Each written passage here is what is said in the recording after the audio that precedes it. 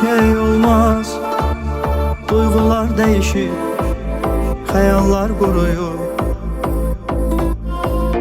Düşməz heç nə yoluna, ürəyim bulanır, yalanlarla doyur. Daha bir şey qalmaz, kül olan bir həyat qalıb bizdən. Məni öldürən olmaz, son sualıma da cavab tapa bilsəm. Kimsən? Məni bağlayıb eşqə qəfəslərin ardına salmışsan. Ürək qulumu köləmmi qanadların altına almışsan. Bu qaranlıq işıqsız həyat kör edir, səni görmürsən. Axı tanıya bilmirəm mən səni, sən kimsən? Məni bağlayıb eşqə qəfəslərin ardına salmışsan.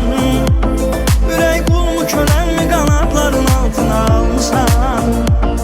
Bu qaranlıq işıqsız həyat kör edir, səni görmürsən. Axı tanıya bilmirəm mən səni, sən kimsən?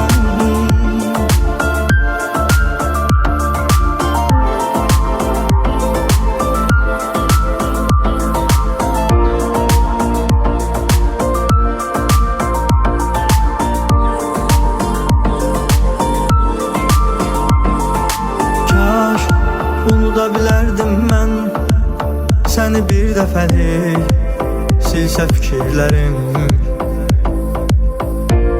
Biz ikiyə bölünmüşdən, sanki bir nəfərin fərqli şəkilləri.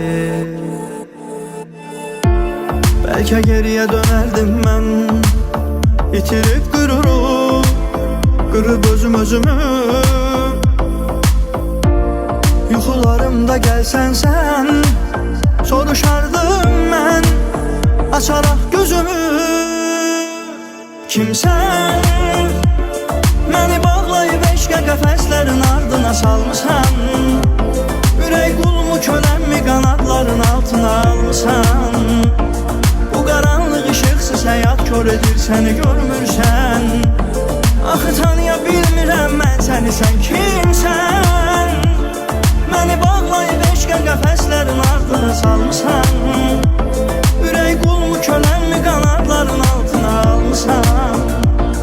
Bu qaranlıq işıqsız həyat kör edir, səni görmürsən. Axı tanıya bilmirəm mən səni, sən kimsən?